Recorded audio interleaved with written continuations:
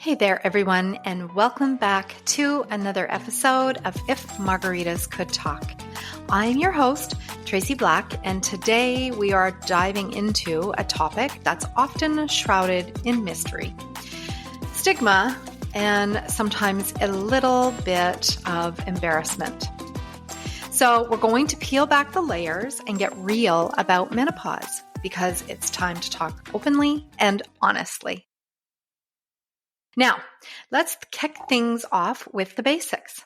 Menopause is a natural phase in every woman's life, usually occurring between the ages of 45 and 55. But let's be clear, it's not just a number on a calendar. It's a journey that can bring a whole range of physical, emotional, and psychological changes. And guess what? You are not alone, and you don't have to go through this in silence. So, let's knock on that door of taboo, shall we? Today, we'll be chatting about everything from hot flashes and mood swings to sleep disturbances and libido changes. So grab your favorite margarita or a beverage of choice and get comfy, and let's rip that Band-Aid off. First up, let's talk about those infamous hot flashes. Who doesn't love a sudden heat wave of things that leave you feeling like you just sprinted a marathon? Have you ever experienced the sudden drip of sweat from your brow and pooling right down your back in the middle of a meeting, only to be shifting from leg to leg because it has made its way down your butt crack?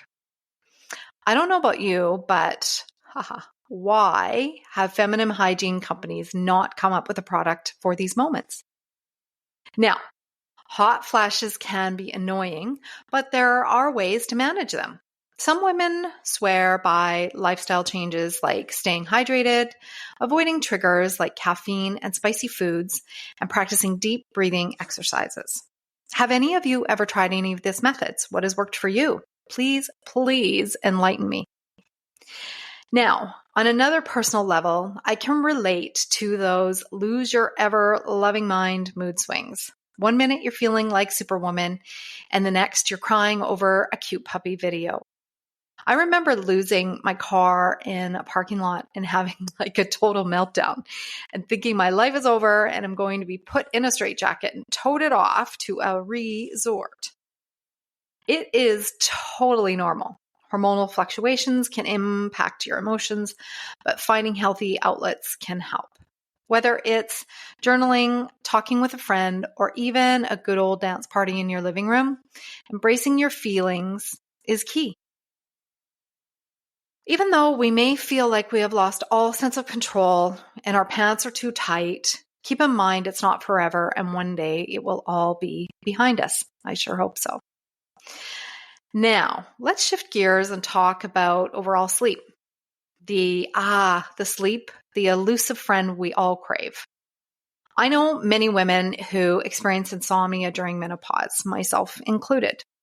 If you're tossing and turning at night, consider establishing a bedtime routine, reducing screen time before bed, and creating a calming environment, so they say. Sweet dreams, yes, they say, are achievable. But so often, the number one pet peeve for most women is the nighttime flashes. Waking up in a pool of sweat driven by wanting to rip all your clothes off and blankets, then only minutes later feeling like you're laying in the freezing tundra without a parka and a tube. The vicious cycle on and off of blankets and clothing leaves you restless and exhausted every single morning, and then to do it all over again each night.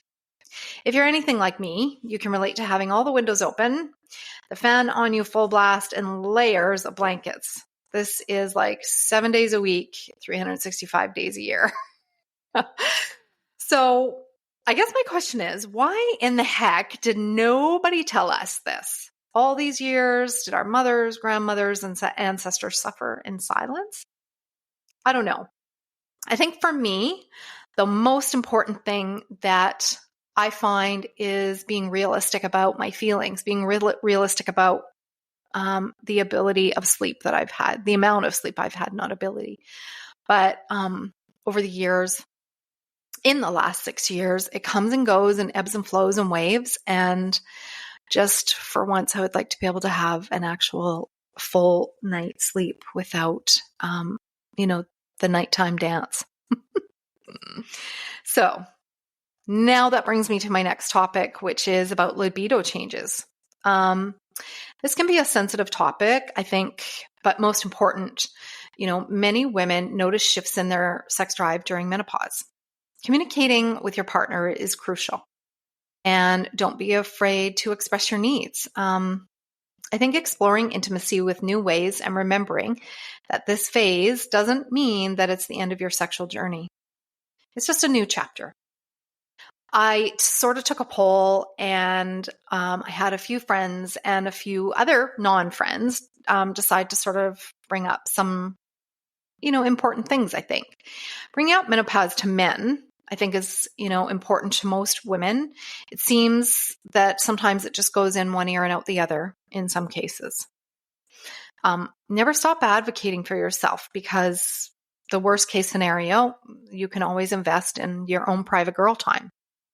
Men have the inability to connect on something that, of course, doesn't affect them. They get to go about their day, about their business, about their week, continue on, and don't have an clue about really what women's bodies go through. A lot of them, I shouldn't say a lot of them, maybe a portion of men out there are very in tune with what's going on with their spouse, partner, so on. But the exception is just that. I know that a lot of women, have different things that affect them. And that means their skin condition, their hair, the way it feels to have intercourse. Some people complain that it hurts and it's not comfortable. And there's all sorts of other things like vaginal dryness. And the list kind of goes on. So is it not only crucial that we talk about it with our partners, it's imperative. So I encourage each and every one of you who might be feeling that way and going through that, you're not alone. So I guess, one of the questions I have is why? Why were we not told about this next phase of life in school after the good old sex education class? I know that sex education at an early age is about the consequences of getting pregnant and what it's like to have your period and what happens to your body during your period and so on and so forth. But I believe strongly that young women and women's health should be taught as part of the curriculum for young girls. That meaning that they have some sort of an idea about what it's going to be like as they age and things continue on, and some of the things that can come down the pipe for them. Is there information out in the world? Remember back in the 70s when the good old Britannica Encyclopedia came out? Is the information exist in there? Nobody bothered to say, hey, oh yeah, this comes next. And then after you have children and you become in your 40s and 50s, that this is, all the fun is over. So to all the listeners out there, remember, menopause is a natural part of life. Embrace it. I try to. Share your experiences with friends, family, or even a support group.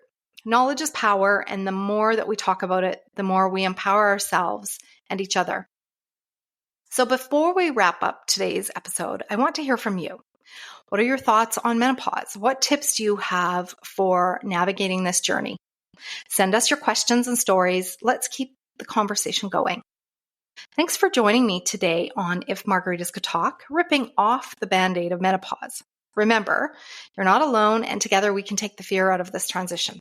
Until next time, stay empowered, stay informed, and keep shining bright.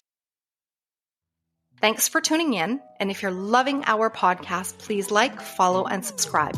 You can always check out more episodes at ifmargaritascouldtalk.com.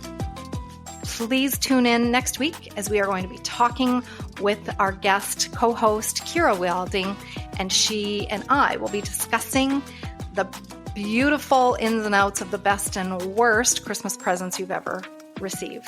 So catch you next time. Look forward to it. Cheers.